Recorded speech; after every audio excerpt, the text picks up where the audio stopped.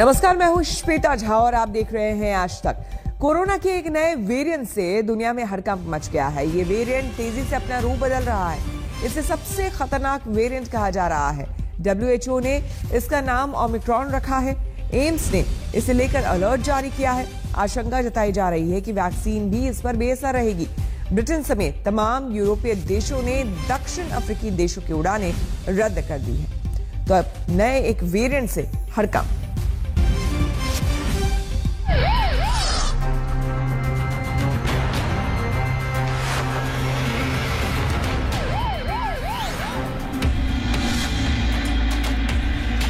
बहुरूपीय corona से फिर जरा बच के, क्योंकि हिंदुस्तान से दूर ही सही, लेकिन कोरोना ने अपना ऐसा चोला बदला है जिससे दुनिया के माथे पर बल पड़ गया है।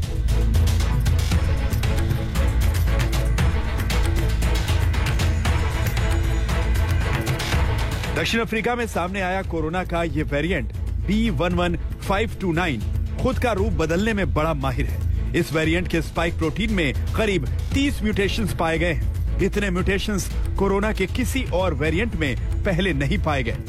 भारत में तबाही मचाने वाले डेल्टा वेरिएंट में सिर्फ 2 म्यूटेशंस हुए थे। इसका मतलब यह है कि 30 म्यूटेशन वाले इस वेरिएंट ने अगर किसी को संक्रमित किया तो उस मरीज में कोरोना संक्रमण का ऐसा विस्फोट हो सकता है जैसा अब तक नहीं देखा गया। लेकिन जब हम दक्षिण अफ्रीका में सबसे पहले मिले कोरोना के इस वेरिएंट की ताकत को बता रहे हैं तो हम डरा नहीं रहे। आपसे सिर्फ सावधान रहने को कहा जा रहा है। वैक्सीन के बावजूद कोरोना को अभी भी हल्के में ना लेने की ताकीद भर हम कर रहे हैं, क्योंकि अभी यह तय नहीं है कि B11529 वेरिएंट डेल्टा जैसे अन्य वेरिएंट जितना घातक भी है या नहीं। वैसे इसे लेकर यह चिंता जरूर बनी रहेगी कि अभी जो कोरोना वैक्सीन बनी हैं वो क्या इस पर कारगर होंगी। As the virus mutates, there is an apprehension that it may escape our immune response. So as we are seeing, a lot of people are now getting vaccinated. A lot of people already have antibodies or immunity, as we assume. But the concern comes that when there is a mutation, so we are not sure whether that immunity will be able to help us against this particular variant.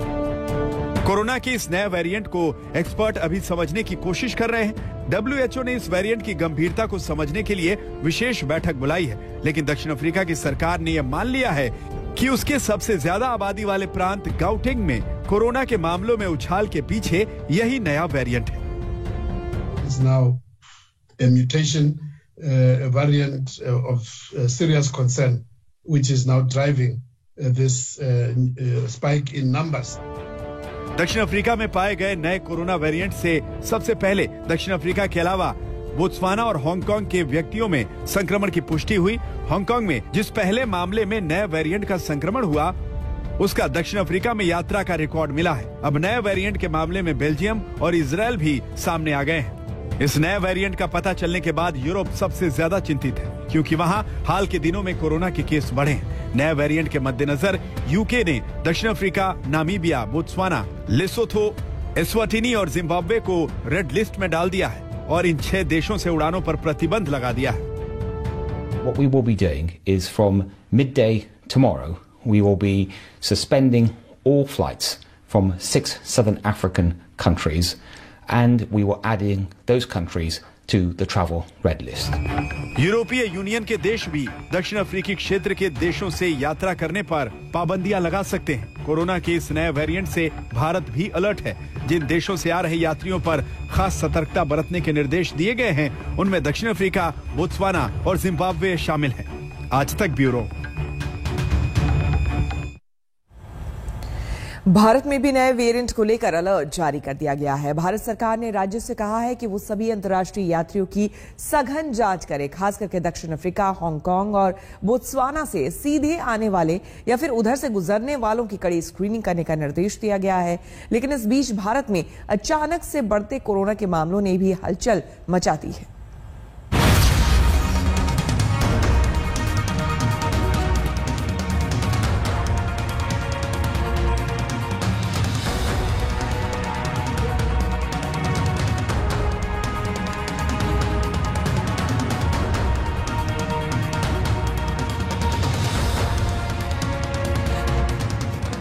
Telangana में सरकारी high school के 8 छात्र positive.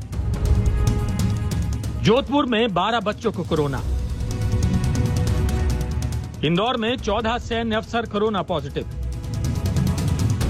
Dehradun में 11 IFS अधिकारी positive पाए गए।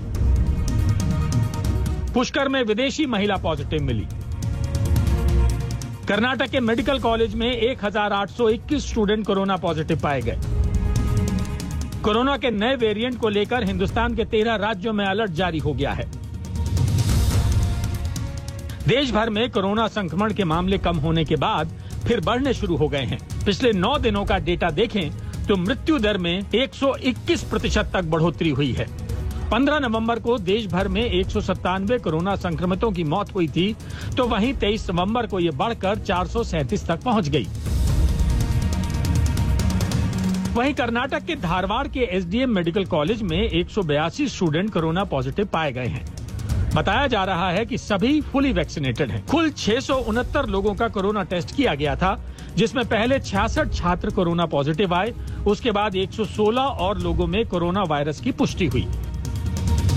400 छात्रों वाले इस कॉलेज की बिल्डिंग के साथ ही 2 हॉस्टल भी सील कर दिए गए हैं। जबकि राजस्थान के पुष्कर में एक विदेशी महिला के कोरोना पॉजिटिव पाए जाने के बाद पुष्कर में हड़कंप मच गया। चिकित्सा विभाग को जब विदेशी महिला के कोरोना वायरस से पीड़ित होने की सूचना मिली, तो उन्होंने जिस होटल में विदेशी महिला ठहरी थी, उसके सभी कर्मचारियों और दूसरे विदेशियों को क्वारंटाइन कर उनके सैंपल लिए।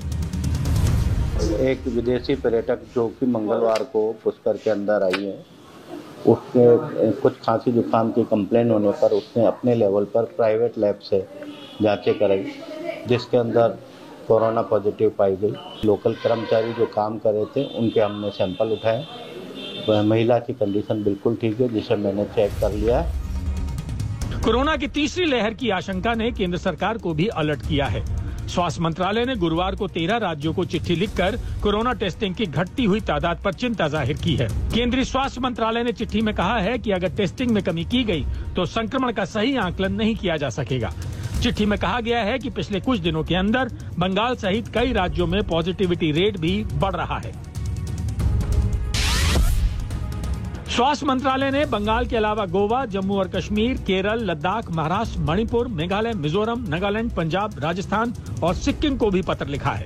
केरल को लिखे गए पत्र में मंत्रालय ने कहा है कि राज्य अगस्त में 2,96,000 कोरोना टेस्ट कर रहा था, जिसे घटाकर अब 56,000 कर दिया गया है। जबकि महाराष्ट्र के स्वास्थ्य मंत्री राजेश टोपे ने कहा है कि महाराष्ट्र में कोरोना की तीसरी लहर आ सकती है, लेकिन ये सेकंड वेव जैसी घातक नहीं होगी। वहीं एक्सपर्ट्स का भी दावा है कि लहर समय समय पर अपनी निश्चित फ्रीक्वेंसी में आती है। पहली वेव सितंबर 2020 में आई थी, दूसरी लहर अप्रैल 2021 में आई थी, अब तीसरी लहर दिसंबर में आने की आशंका है। महाराष्ट्र के औरंगाबाद शहर में पहली बार एक मस्जिद प्रबंधन समिति ने पहल की और मस्जिद परिसर में एक कोरोना टीकाकरण शिविर का आयोजन किया। टीका लेने आए लोगों ने ये भी माना कि सोशल मीडिया के जरिए कोरोना टीका को लेकर गलतफहमियां फैलाई गई थी, लेकिन स्थानीय लोगों की अपील पर गलतफहमी दूर कर दी गई है और अब मुस्लिम समुदाय के लोग भी कोरोना का टीका लगवाने के लिए आ रहे हैं। पहले हम डर लग रहा था कि वैक्सीन लेने से बहुत सारे तकलीफें होंगी और मौत भी हो सकती है, लेकिन गवर्नमेंट के लोगों ने और हमारे जिम्मेदारों ने समझाया हम आपको कि भाई इससे बहुत सारे फायदे हैं। जो अफवाह फैल रही है कि मुस्लिम समाज के लोग जो है वैक्सीन नहीं ले रहे हैं, तो ये सरासर गलत है। मैं खुद 2 महीने पहले दोनों डोज ले चुका हूँ, मेरा कोई प्रॉब्लम नहीं है। और जो आज ये नंबर लगे हुए सब मुस्लिम समाज के लगे हुए हैं। कोरोना के नए वेरिएंट को लेकर यूपी में जारी हुआ है अलर्ट। 3 देशों से आ रहे लोगों पर नजर रखी जा रही है। उत्तर प्रदेश के स्वास्थ्य विभाग ने एक बार फिर लोगों को कोरोना वायरस का नया वेरिएंट सामने आने की चेतावनी दी है। यूपी के चिकित्सा एवं स्वास्थ्य विभाग की ओर से इसके लिए सतर्कता बढ़ाने के निर्देश दिए गए हैं। सभी एयरपोर्ट पर सुरक्षा के कड़े इंतजामों के बीच लोगों की विशेष जाँच की जाएगी। बोत्सवाना, दक्षिण अफ्रीका और हांगकांग जैसे देशों से आ रहे लोगों की प्राथमिकताओं पर एंटीजन और आरटीपीसीआर दोनों से जांच की जाएगी। आज तक ब्यूरो।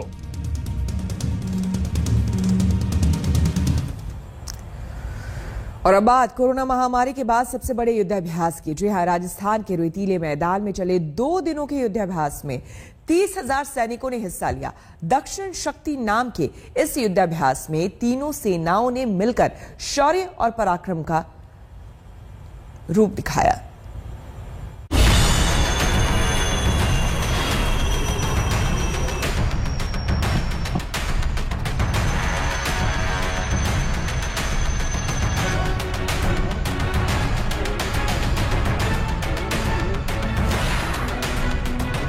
400 पैराट्रूपर्स ने आसमान को नाप दिया।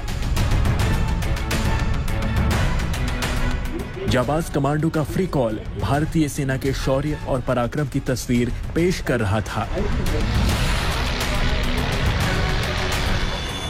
हेलीकॉप्टर की गर्जना से रेगिस्तान गूंज रहा था। टैंकों का शोर दुश्मनों को डरा रहा था।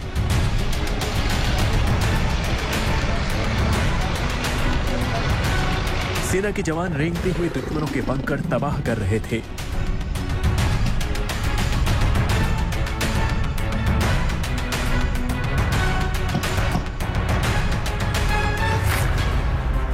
यह है कोरोना महामारी के बाद सेना के सबसे बड़े युद्धाभ्यास की बानगी।